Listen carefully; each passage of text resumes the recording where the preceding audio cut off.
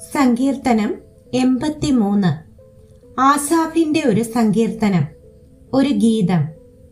ദൈവമേ, മിണ്ടാതെ ഇരിക്കരുതേ. ദൈവമേ, മൗനമായും സ്വസ്ഥമായും ഇരിക്കരുതേ.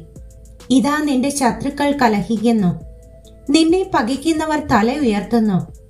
അവർ നിന്റെ ജനത്തിന്റെ നേരെ ഉപായം വിചാരിക്കുകയും നിന്റെ ഗുപ്തന്മാരുടെ നേരെ ദുരാലോചന കഴിക്കുകയും ചെയ്യുന്നു.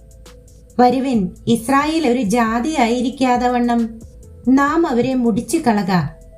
അവരുടെ പേർ ഇനി ആരും ഓർക്കരുത് എന്ന് അവർ പറഞ്ഞു. അവർ ഇങ്ങനെ ഐകമത്യത്തോടെ ആലോചിച്ചു, നിനക്ക് വിരോധമായി സഖ്യത ചെയ്യുന്നു.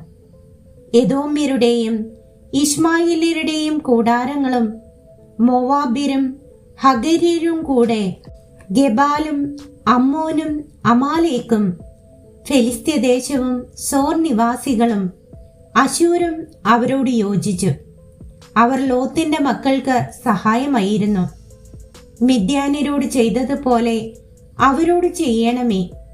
കീശോൻ തോട്ടിങ്കൽ വെച്ച് സീസരയോടും യാബീനോടും ചെയ്തതുപോലെ തന്നെ. അവർ എൻദോരിൽ വെച്ച് നശിച്ചുപോയി. അവർ നിലത്തിന് വളമായി തീർന്നു. അവരുടെ കുലീനന്മാരെ ഓരേബ്, സേബ് എന്നിവരെ പോലെയും അവരുടെ സകല പ്രഭുക്കന്മാരെയും സേബഹ്, സൽമുന്ന എന്നിവരെ പോലെയും ആക്കേണമേ. നാം ദൈവത്തിന്റെ നിവാസങ്ങളെ നമുക്ക് അവകാശമാക്കിക്കൊള്ളുക എന്ന് അവർ പറഞ്ഞുവല്ലോ.